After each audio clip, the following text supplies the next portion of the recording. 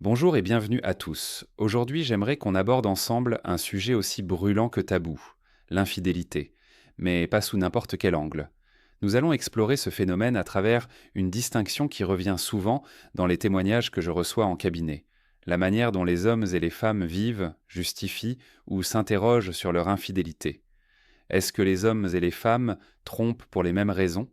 Est-ce que leurs infidélités disent de la même chose d'eux, de leur couple, de leurs blessures? Et surtout, que faire quand on est confronté à cette réalité, que ce soit comme auteur ou comme victime? Commençons par ce qu'on observe fréquemment chez les hommes. Il existe une tendance masculine assez marquée à compartimenter leurs émotions et leurs expériences, ce que certains appellent faire des cases. Dans ces cas-là, un homme peut très bien vivre une aventure extra-conjugale sans remettre en cause, du moins consciemment, son attachement à sa partenaire officielle. Ce cloisonnement est un mécanisme de défense psychologique. Il permet d'éviter la culpabilité, de se protéger d'un effondrement émotionnel, ou tout simplement de conserver une cohérence interne, même quand les actes vont à l'encontre des engagements.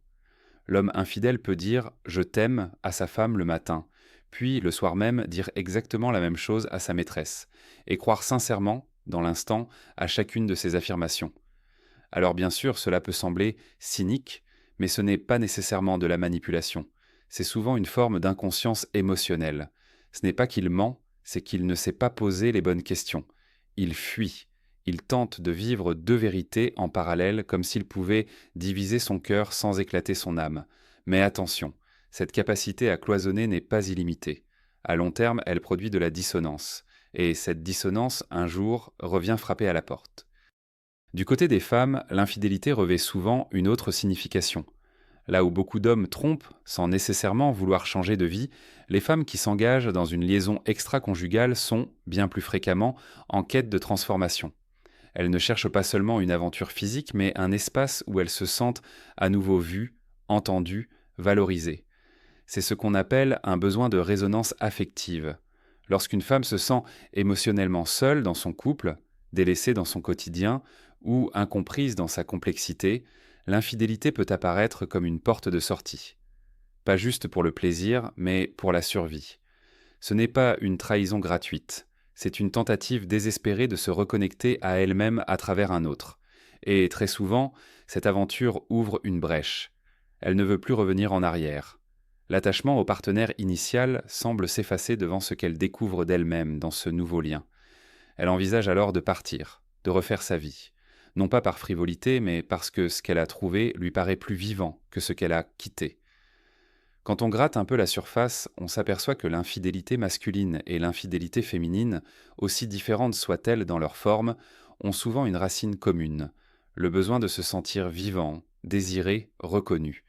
Les hommes cherchent parfois à réparer une estime vacillante, à se prouver qu'ils plaisent encore, à retrouver une forme de pouvoir personnel qu'ils ont perdu dans la routine. Les femmes, elles, cherchent souvent à guérir une blessure de solitude, à renouer avec une intimité qu'elles ne trouvent plus dans le couple. Dans les deux cas, l'infidélité vient panser une douleur, et c'est là que notre regard doit changer. Au lieu de diaboliser, interrogeons.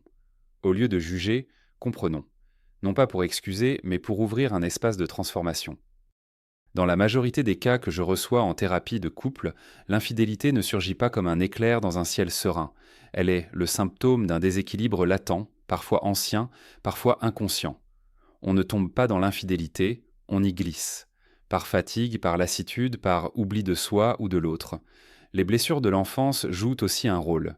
Certains hommes trompent parce qu'ils ont appris, très tôt, à taire leurs émotions et à fuir l'engagement profond. Certaines femmes trompent parce qu'elles ont été dévalorisées, invisibilisées, et qu'un autre regard les remet au monde. Comprendre ces blessures, c'est déjà commencer à guérir.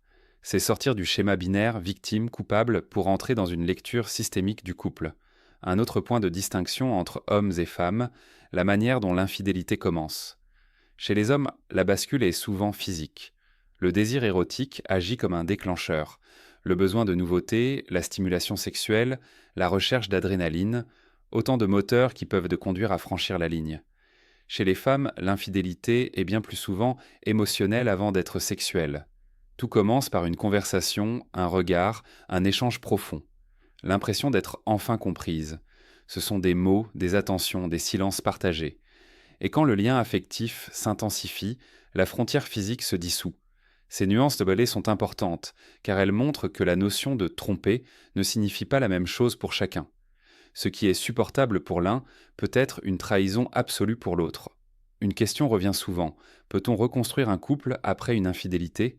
La réponse n'est jamais simple. Oui, certains couples sortent renforcés de cette épreuve, mais pas sans travail, pas sans confrontation sincère. Il faut pour cela accepter de regarder les failles, de revisiter les attentes, de réapprendre à se parler. L'auteur de l'infidélité doit assumer. Il ne s'agit pas de se justifier, mais d'expliquer, de permettre à l'autre de comprendre, même si cela fait mal. La personne trahie, elle, doit pouvoir exprimer sa douleur, poser ses limites, dire ce qu'elle est prête à tolérer ou non. Il n'y a pas de pardon mécanique.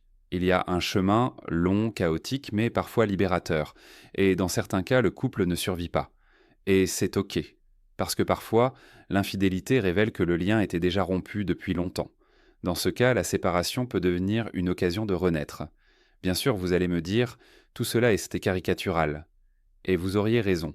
Il existe des femmes qui cloisonnent et des hommes qui tombent amoureux de leur maîtresse. Il existe des personnes qui trompent pour la chair, d'autres pour l'âme, d'autres encore sans vraiment savoir pourquoi.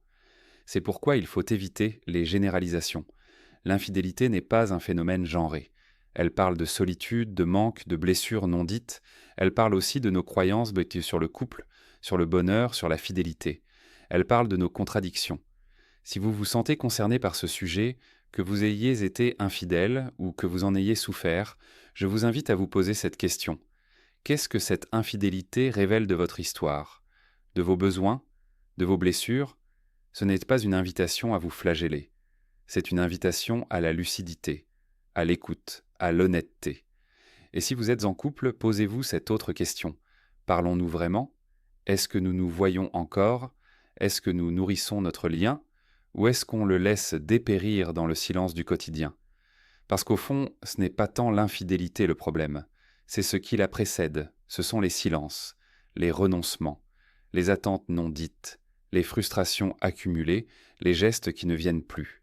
L'infidélité, qu'elle soit masculine ou féminine, n'est pas un simple acte de trahison.